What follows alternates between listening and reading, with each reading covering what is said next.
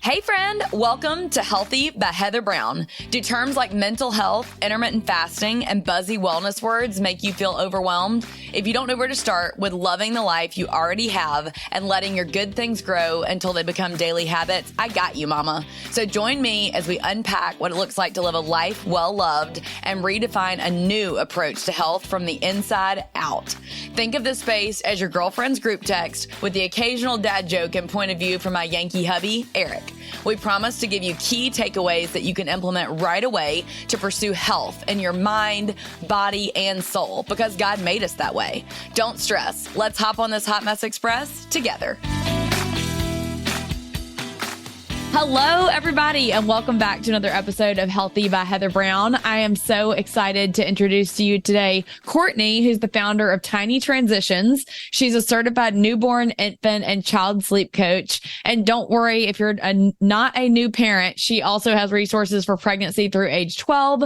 She's a lactation counselor, a postpartum doula, and a mom of two. She's also the podcast host of the Kids Sleep Show and a cancer survivor. Hey mama, I know you probably heard me talking about one of my favorite brands, Physicians Formula. I have been using them for decades and love their products. I first got hooked on them with their viral butter bronzer. They offer affordable, clean ingredient beauty products that are perfect for holiday gifting. I've included them in my holiday gift guides for years now. One of my favorite newer products is the Butter Glow Liquid Highlighter to achieve glowing skin for the holidays, leaving skin illuminated and hydrated for a natural looking radiant glow. Go shop their holiday bundles and more at physiciansformula.com. You can use my code Heather20 for 20% off at checkout. All details on how to shop are in the show notes below. So all that to say, we have a lot to deep dive into today. And with all that said, welcome to the show, Courtney. Thank you so much. It's so nice to be here. Yeah, for sure. So I gave a little bit of a rundown about who you are, but do you mind just telling in your own words how old your kids are, maybe a little bit more details in your story? Yeah, absolutely. So I have been a pediatric sleep coach since about 2015. So it's coming up quickly on 10 years, which is great.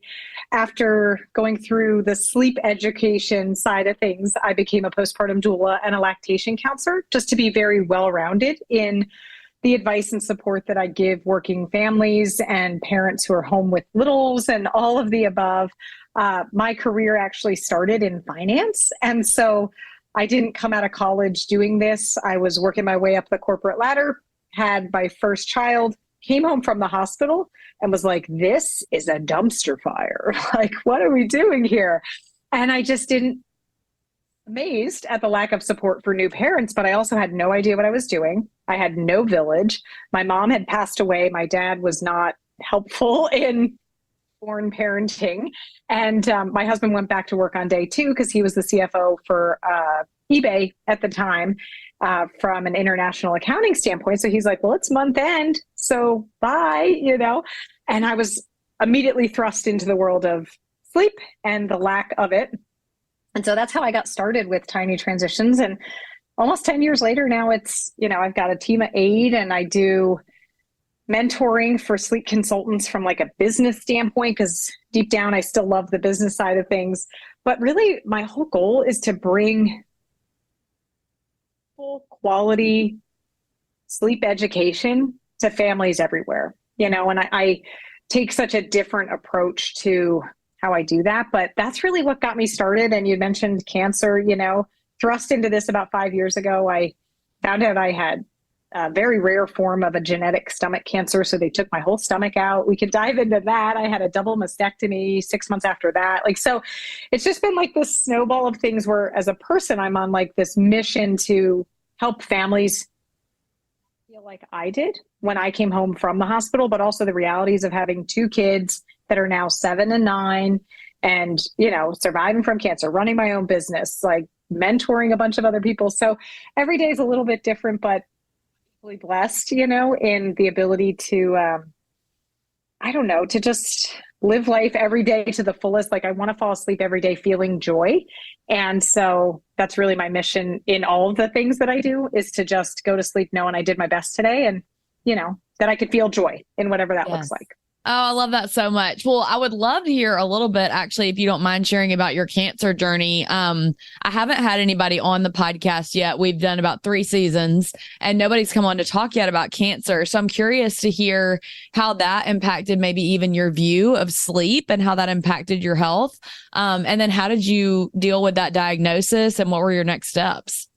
Yeah, absolutely. So, when you're pregnant specifically, you don't eat certain things, right? You don't drink certain things because they say, oh, this is not good for you.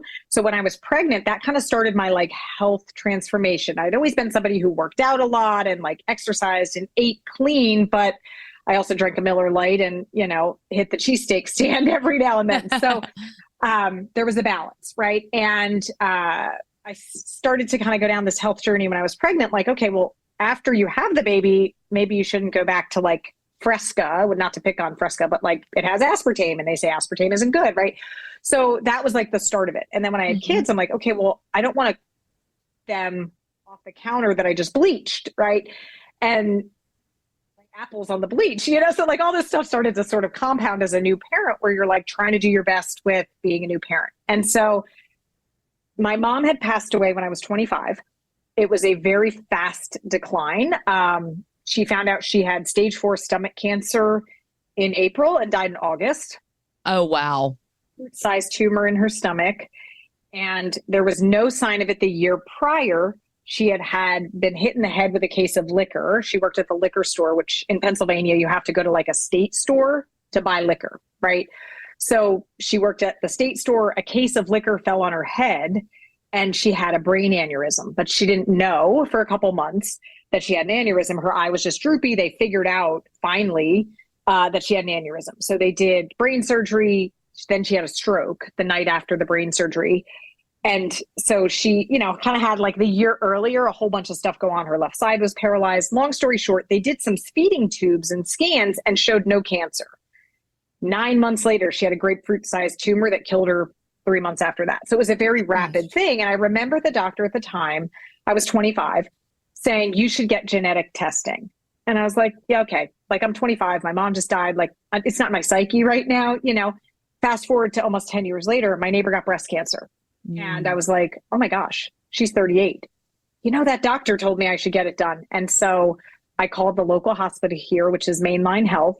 And I went and met with a genetic counselor. And I was like, hey, so every female on my mom's side and my dad, or on my mom's side and the men sporadically, had lung cancer, breast cancer, stomach cancer, colon cancer, blood cancer. And I told my husband, kind of jokingly, but kind of seriously, hey, just if we're going to get married, throw a dartboard because I'm going to get one of these cancers, right? Wow.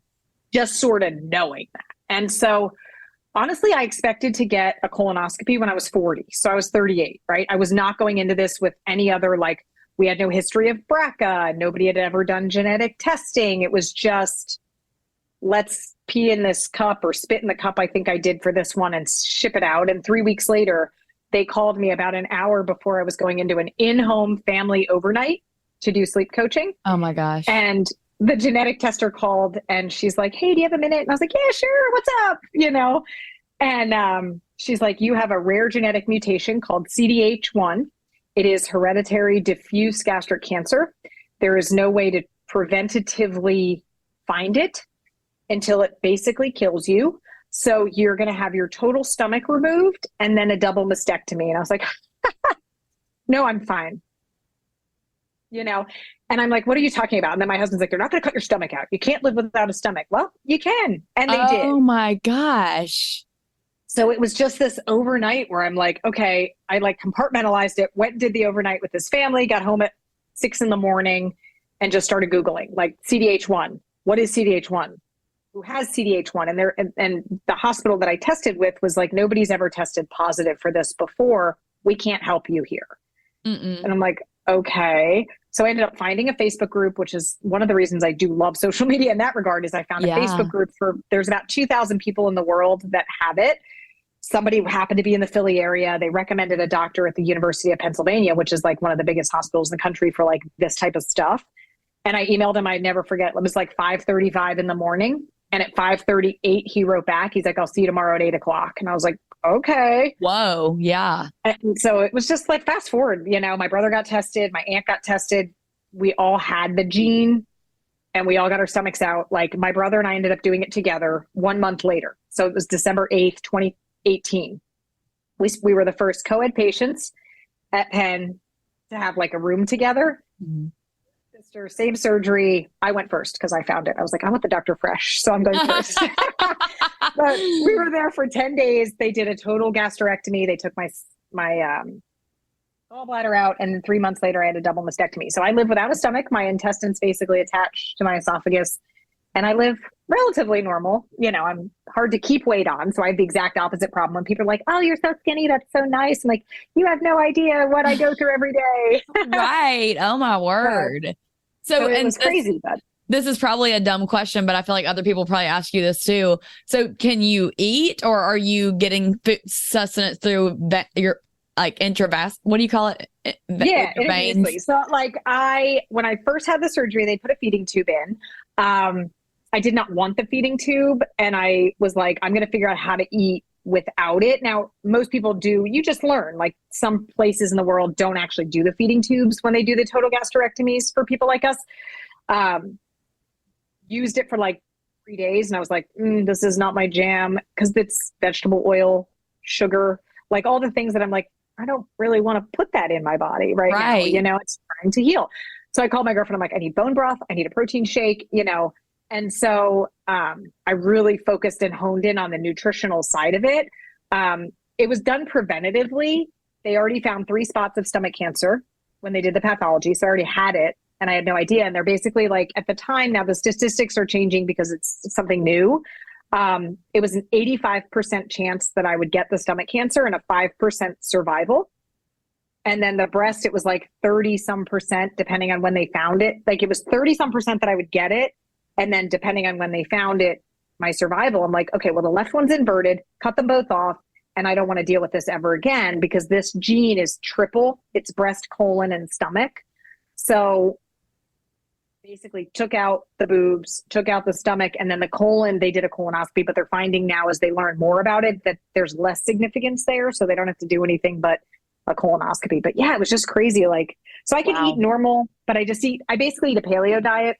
Honestly, Heather, that's like my life is. I can eat a steak, but I can't eat a piece of bread, know, because it makes me nauseous. That's crazy. Like, but I just eat clean and I exercise and try not to, get mad when I want to eat something, or I decide I'm going to have a beer and then I feel like crap. Sure. Well, let me ask you this, because you're a podcaster. I'm just wondering, are you familiar with Chris Beat Cancer? Okay. No. He's an author, and he talks a lot about alternative ways of treating cancer. And so since you're a podcaster, I don't know, I've only heard him on podcasts. I haven't read his book or anything, but I definitely think that you should connect with him in some way, shape, or form, or what have you. And I'll link to his book down in the show notes. But I heard him on another podcast, and my mind was just blown hearing all the statistics he was rattling off about different cancers and the food that nourishes them. And so you talking about the inflammatory seed oils and the sugar, for our listeners that are like, they have no idea why that would be bad. Do you mind sharing a little bit about that? Yeah. I mean, like, sugar fuels cancer, right? And it also, when you don't have a stomach, like, I can't process things. Like, I'm now in a study at the National Institute of Health, and I was on with the dietitian yesterday, because I can eat, but I can't absorb nutrients. So like, you're so much more in tune now than I ever was, but frankly, everybody should be, with like how your body actually functions on what things, So like, sugar not only like fuels tumor growth, but it's also not good for somebody without a stomach, or anybody in general, like white refined sugar, right? So there's different things that I think people like me have different sensitivities to without your stomach. Like, you automatically become lactose intolerant, but like, I can't absorb any nutrients. Right. Mm-hmm. So like, I have to take 9 million horse pills a day, and it's exhausting. To get my iron, to get my calcium. Like, I sit here with little chewables that my daughter thinks are Starburst, and it's calcium citrate, not carbonate, because you can't absorb the carbonate.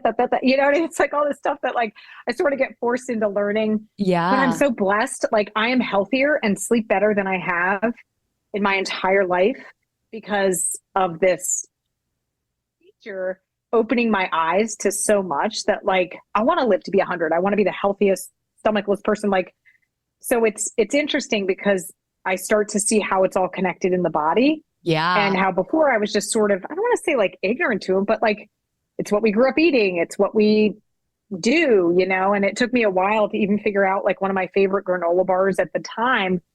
Every time I ate it, I would get nauseous after I had my stomach out. I'm like, why? And I remember very clearly calling my girlfriend, and I have like two littles at home. My kids were 2 and 4 when I had my stomach removed. Wow. And my husband was like such a champ with it. And I remember calling her sobbing on the way to the daycare. I was dropping my daughter off at daycare, and I'm like, why did I do this? Why did I do this? Why did I do this? And then like a light bulb went off. I was like, oh my God, it's the granola bar. I just ate the granola bar. And it's the sugar in the granola bar. Like, it was just such an aha moment for me. And I won't say what the granola bar is because I don't want to make them feel bad. But like, it was the sugar in the healthy granola bar. And I just totally reframed. Like, don't get me wrong, I love a good peanut butter cup every now and then, but it's like that balance and in extreme moderation for me because I can't tolerate it. But, you know, feeding your body with what it wants to thrive, you know, and it's just been such a different perspective now on like celery juice. Like, I wake up every day, I have a juicer, I make celery juice, I juice beets and apples and oranges. My daughter loves helping, she likes it, you know, so it's just, that's awesome. It's kind of turned into like a family type thing, you know, just in the mindfulness side of what we're eating. I love that so much. So we've talked a lot about sugars and such on here before. And so I'm going to link to one of those prior episodes if you want to deep dive that a little bit more. But you mentioned some about how sleep is tied in, obviously, with your health and how you really look to pursue, you know, full health with your family. And a large portion of that is sleep. And I think that a lot of times we, especially as mamas, can just be like, well, if I want alone time, then I have to get up at 5 a.m. only, or then I had to stay up till midnight to get that time. But actually, do you mind sharing a little bit about like maybe just the basics of sleep and also how it impacts your health more than even just like you feel groggy or not groggy? And then even for the moms, so I'll start there. And then I'd love to have you talk about even the sleep phases of like adults and then kind of like your kids and my kids' age ranges. I see you talk about up to 12, but then also the babies. Cause I know that in the beginning, it's kind of like you do have to get through some sleep deprivation. Nobody's arguing that, unfortunately, but you can taper it the best that you can using professionals like you. So give us a little bit of that insight. Can y'all believe it? Ready or not, the holidays are here. I'm making my list and checking it twice. I love sharing my favorite gifting ideas with y'all, of course.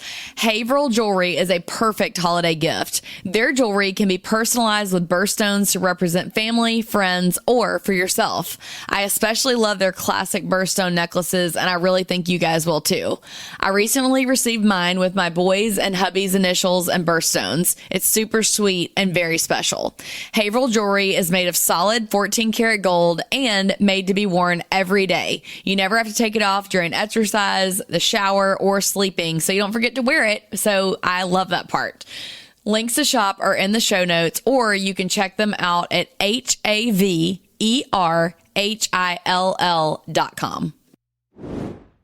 Yeah, I think there's such a stigma around baby sleep training, like whatever that term is, right? And so I guess I explain it this way. If you're born, you have the ability to sleep, right? Everybody has that ability when they come out. And then I think of it as like a blank slate, right? And as parents, you're thrust into this with minimal support in many cases and minimal knowledge, especially here in the States, right? And so you do what you do to get through that particular period, okay? Part of my mission at Tiny Transitions is to educate parents on like, you can bring a baby home and you should know that a newborn can only be awake 45 to 60 minutes before they get overtired, right? And if you miss that window, they're going to be strung out. Why? Hormones, which I'll explain in a minute, right? And then by being stimulated, then they don't eat well. So strung out and overstimulated, that then their nutrition goes by the wayside during the day. So guess when they eat? All night. So now they're up. And you get stuck in this hamster wheel where you're not sleeping, they're not growing, everybody's crying. And it just proceeds for weeks and sometimes months and sometimes years where people think their baby's predisposition to not being a good sleeper or that, they're not ready to deal with crying it out, which you don't have to do. Like, sleep is a skill set. And I think that's the part that nobody talks about, right? You have hormones and you have a skill set, right? So hormones at any age play a role in how well someone sleeps, right? When you wake in the morning, your body creates adenosine. It's the sleep pressure hormone. When you sleep, your adenosine levels go down. And then when you wake, they go up. And then when you go down. And so a baby at 4 months of age should be awake about 2 hours. You miss that wake, their brain thinks you're trying to stay awake. So what does it naturally respond with? Stimulant hormones, right? Adrenaline and cortisol. So parents don't understand that behind the scenes of a little 4-month-old baby, there's this like hormone stew. And if you're not balancing it properly with sometimes supported naps, which I tell my clients as a sleep coach to do, I'm like, okay, this one we're going to do independent. This one you're going to support. You still get the cuddles and the snuggles, but you also get a good consolidated nap while they're still learning to consolidate at this age. And that nap's naturally going to only be 45 minutes, right? So the whole purpose is balancing hormones. And that goes for any age and stage, right? When you're on your tablet or your phone in bed, light is a stimulant. It hits the prefrontal cortex of your brain, stimulates you, and then you can't fall asleep, right? Blue light, TV exposure, tablets, like all of that stuff is also coming into play. Exercise pumps your body full of stimulant hormones and cortisol, right? Like, so your routine, your timing, your management of hormones, whether you're 12 or 72 or 6 months, it is this delicate balance that's the part, Heather, that like most people don't understand. So like, first it's that understanding of the timing for your age and stage. Then it's creating like the right structure in the day for what it should look like at 6 months old or 6 years old or, 60 years old. And then it's that rinse and repeat. Like kids love predictability. Your body loves predictability. But so parents, I think, kind of go off the wagon because to your point, like you come home, you have no education. For the most part, you're going off what Facebook says or your girlfriend down the road. And then you're like, okay, I'm going to just hope that maybe, God gave me a great sleeper. And it's like, it can be fixed. It can be managed through education, which is what I aim to do, like educate families first and then support them on the transition. It's not like people think it's like just barbaric sleep training. Like that's not what we do. I educate families first and foremost in so many different places. I'm like, you can fix this and here's how. And then here's how we transition from this or we move to that. Like it's not sleep training. It's frankly, it's just a gap of education that I think if more parents had it, they would understand why their sleep is messed up or why baby isn't sleeping well or why their toddler at 3 a.m. comes in and goes, knock, knock, can I get in bed with you? Well, if you're letting them, then like, why would they stop? Like if my husband every night, like came and gave me a back rub at 3 a.m. at the donut, I'd be like, because he's willing to do it, but in the thick of it, I also get where you're just like, oh, just get in bed, please. I'm so tired. Just quit bothering me. Yeah. Like, so there's like a balance, but I mean, I think honestly, it's just such a gap in education. And, sadly, the sleep coaching world is not regulated. Okay. So my husband is a CPA. He's the CFO of a lumber company now. He could decide tomorrow that he's a certified baby sleep coach. Really? Oh, wow. I did not know that. Doulas are regulated. Lactation counselors are regulated. IBCLCs are regulated. Sleep coaches. My husband's a sleep coach today. Yay. Welcome to the Tiny Transitions team, right? Like, so that whole world of sleep coaching, because you have to remember, like, what we're doing is education. It's not clinical. These are habits for the most part. It's a deficiency in education and it's habits. So we're not diagnosing sleep apnea. We're not diagnosing, fatigue syndrome. I'm basically educating a mom that, hey, if you're going in 75 times a night to put that pacifier back in, you're creating a negative sleep association, which your kid believes is how they fall asleep. Right? Yeah. So it's not clinical. And that's where the space is kind of scary because everybody and their mom is like, I'm a sleep coach now. And I'm like, okay, good. great, Help. and it's a balance because you're, as a tired parent, you don't know who you're talking to. You Google like sleep coach near me and you're like, they sound nice. And, they're on the other end, like Facebook group going, I have a new parent who's doing this and how do I help them? And it's like, oh my gosh, like we've worked with a lot of families over 10 years, but it's definitely becoming a space that's so much more flooded with people, but there's no regulation on it. So it's just a balance of like, are you real? Do you know what you're doing? Yeah, no kidding. Do you mind sharing a little bit while we're talking about it, about your program? Because I got to go in and poke around a little bit, and the resources in there are phenomenal. And so I'd love for parents to know where they could find it if they do need more help. Yeah, absolutely. So as I mentioned when I started, I want sleep education to be available for all families. So I have a podcast. I do a ton on blogs. So my podcast is the Kids Sleep Show. The blogs every week, it is me or someone on my team. I have 8 team members writing blogs. Okay. We are trying to provide helpful information for families. Okay. There's a stage between, okay, there's help here for somebody who's just trying to nap transition or struggling with like a 6-month-old wake window, right? But then there's the parent who goes, all right, I need help, but maybe I'm not financially, mentally, whatever the reason, ready to hire a baby sleep coach for private coaching because it can be cost prohibitive, right? When I started doing this, I realized there were a couple different companies out there and programs where you could buy a PDF. Get the PDF and you would download it and that's great. And then we would get all of those people who were like, I tried the PDF and I'm still failing and now I'm going to hire you. So now they spent all this money on the PDF and then they had to come hire us anyway, right? And I'm like, there has to be a better way. And then I also worked with families and I do a lot of pro bono work. I work with church and the community on like educating young moms, like 13-year-old mothers in Kennett Square here. And I'm like, oh my gosh, like that's a lot, So I didn't want somebody to feel prohibitive. Like a 13-year-old mom that I'm doing work with can't afford private coaching, right? So with so much years of experience, I wanted to find something in the middle that gave you access to the coach and the documentation and the written sleep plan and the videos explaining all of the different parts of sleep for every age and stage, right?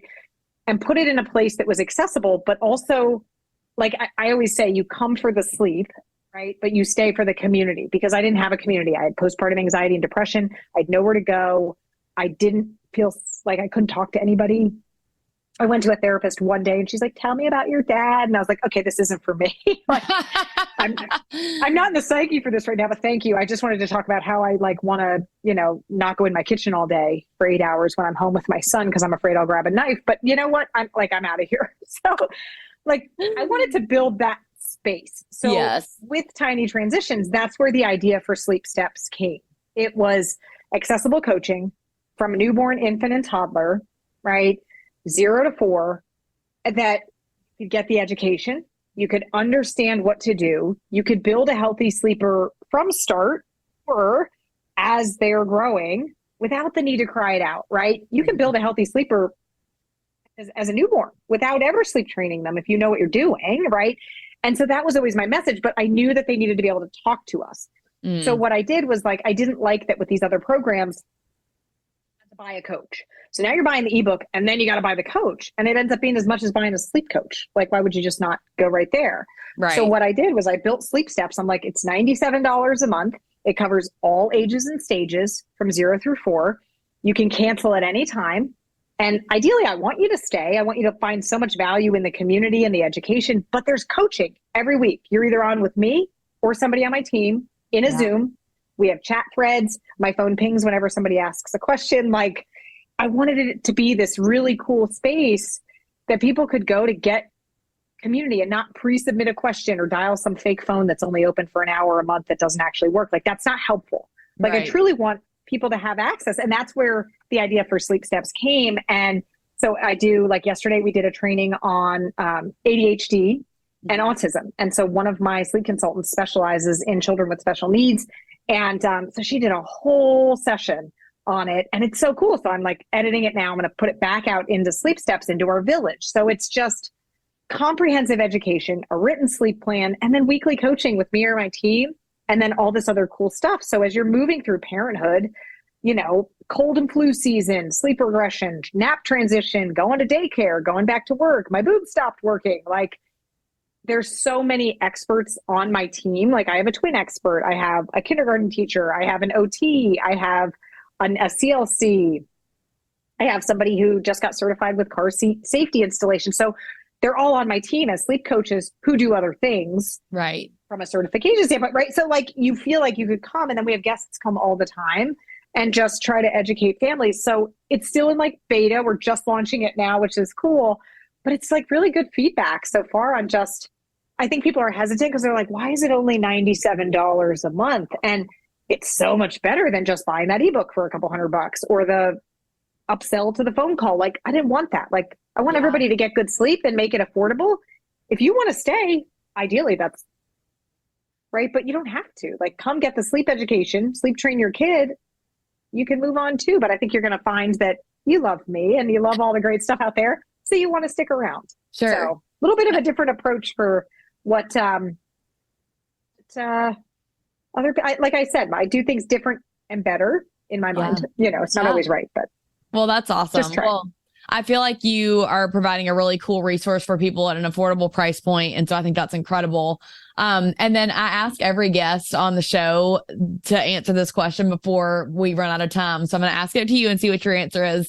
My question for you would be, what is the best way that you reset, and how does that play out for you? I am not good at not working.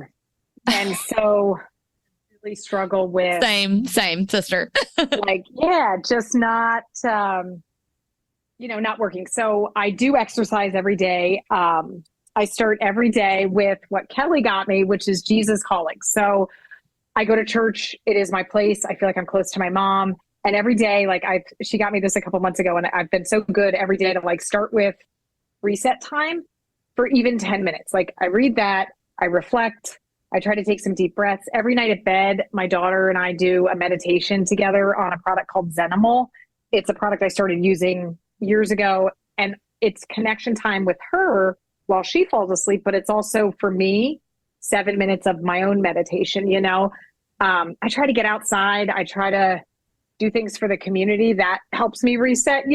I'm not somebody who can sit and read a book. It's just not my personality. So like tomorrow I cook for the homeless shelter at the church. I do it once the third Friday of every month. Like I go out and garden. Like I try to do things that are not the typical like self-care, Yeah. But that's how like I reset with doing things, which is the opposite of most people, I guess, if that makes sense, but I try to bring some silence to my mind because it's constantly going. Yes. Well, I think that what you said, though, is so helpful because I think it's thinking also about the mental reset and the spiritual reset that you get when you're doing Jesus Calling or when you're doing those breathing exercises. And if you guys aren't familiar, I can link the resources that she mentioned down in the show notes so you can get them on. Is Zenimal, is that on Amazon? Is that so Audible? Zenimal is so they do sell it on Amazon. It's Zenimals, and I'll share with you the link. And I think if you use Tiny Transitions, you get like 10% off or something. I don't know. I'm not sure. I got to check. Okay. I don't care as much about that. More just that people get the Zenimal. It's awesome. They sell it at CVS now. That just launched. It's a little meditation turtle, and it's device free. Oh, so cool. you don't have to have a device. And a kid as young as like 3, I use it a lot with my toddler sleep clients. They turn the little button and they push it, and it's a guided meditation made for kids. But I love it. I love the kid one, actually. I have the adult version too. She has an adult version. Her name's Anna McSalka. She's lovely and just such a kind soul, but kind of in that same thing. She wants to promote like mindfulness that's not giving your kid a device to go to sleep so that they can listen to a meditation on their phone. So that's a great resource. And then Jesus Calling, I'm assuming you could probably get that on Amazon. But it is, just, I don't know. I find setting in helping others in some way, I guess, if that's weird, but I'm not the type to sit and be like, I'm going to journal, and there's nothing wrong with that. It's just, I can't sit and like read a book, Yeah. I just I don't unwind that way. I don't sit still. So for me, like resetting is going out and weeding, you know what I mean? And like the garden, not like, I say weeding, and sometimes people are like, we? I'm like, no, weeding the garden. weeding the garden. And she's getting her vitamin D. And so it's helping her out. It's like full mental and physical health and healthy hormones with the vitamin D outside gardening. So there you go. Well, Courtney, This is my place. So that's good. I love it. Well, any day. Thank you so much for coming on today. Will you tell everybody where they can find you online? So the podcast is the Kids Sleep Show. We put episodes out every single week. You can find me on the website, tinytransitions.com. You can learn about working with myself, a member of my team, or the Sleep Steps program, which is what we were talking about today.